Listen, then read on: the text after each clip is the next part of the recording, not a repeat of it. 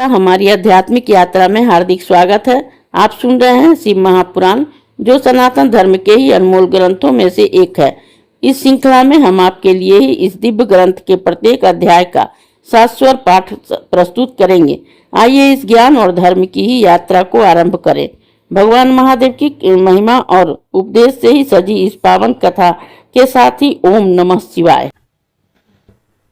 14वां अध्याय अग्नि यज्ञ आदि विवेचन।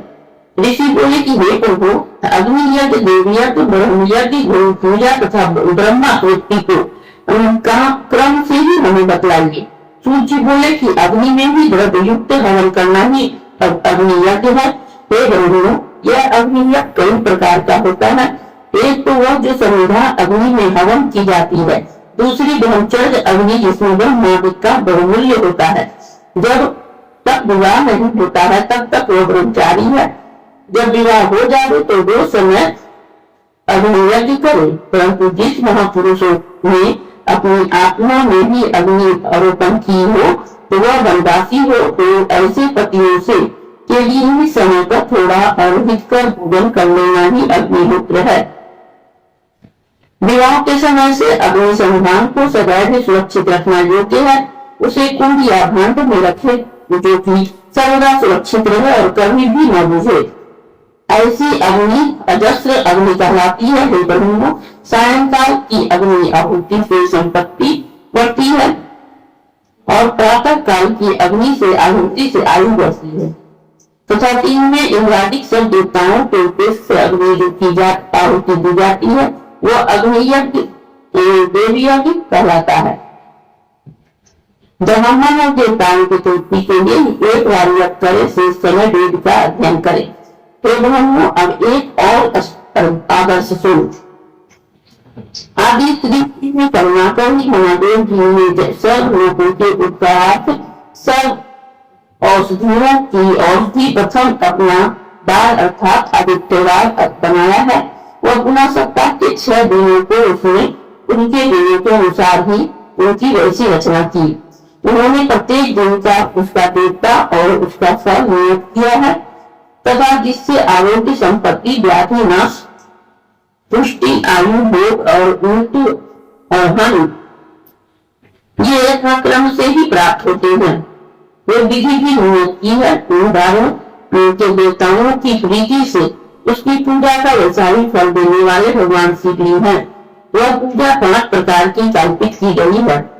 जिस देवता को प्रसन्न करना हो उसी का मंत्र, होम, दान और जप करें। नेत्र रोग का पुष्टि की शांति के लिए ही आदित्य की पूजा कर प्रबंधों को भोजन कराना 3 दिन, 3 महीने या 3 वर्ष तक अथवा इससे भी अधिक पूजा करें। यदि प्रारब्ध प्रबल हुआ तो धन आदि के रोग नष्ट हो जाएंगे, इसमें संदेह नहीं है। पापों की शांति के लिए रविवार के दिन की पूजा उत्तम है, जिसमें जप आदि से इष्ट देव को प्रसन्न किया जा सकता है। लक्ष्मी के लिए सोमवार को लक्ष्मी पूजा करें। प्रेम शांति के लिए भी मंगलवार को उत्तम है। इस दिन काली आदि का भजन पूजन करें और उर्द, मूंद आदि 4 शेर देकर ब्रह्मों को भोजन कराओ। बुधवार के दिन ही विष्णु का दही से और अनेक प्रकार के भजन पूजन करें तो सर्वदा ही पुत्र, मित्र, कलत्र की पुष्टि होती है।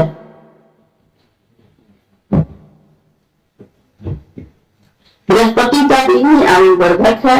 इस दिन ब्राह्मणों को गौ देवताओं को उपवीत वस्त्र चढ़ाकर क्षीर कुंज घी से उसकी पूजा करें।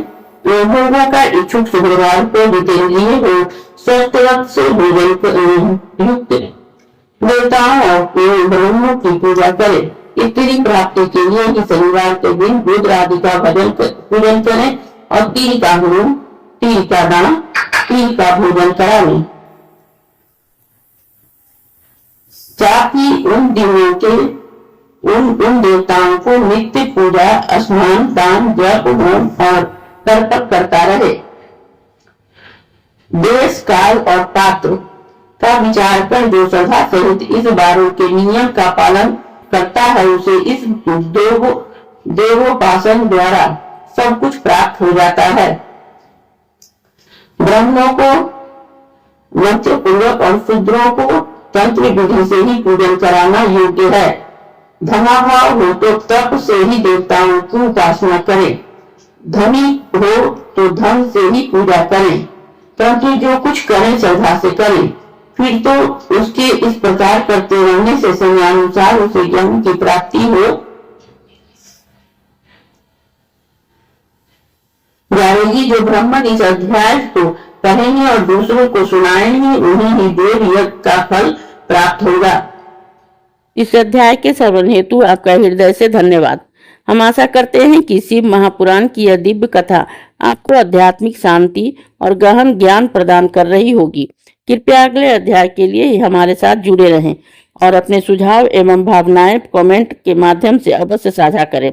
धर्म, भक्ति और ज्ञान की इस पावन यात्रा में आपका साथ हमारे लिए अत्यंत मूल्यवान है। ओम नमः शिवाय। लाइक करें, कमेंट करें, सब्सक्राइब जरूर करें, बेल आइकॉन दबाना ना भूलें ताकि अगला अध्याय आपसे छूटे नहीं। और इस पावन ज्ञान को ही शेयर करें अपने परिवार और मित्रों तक।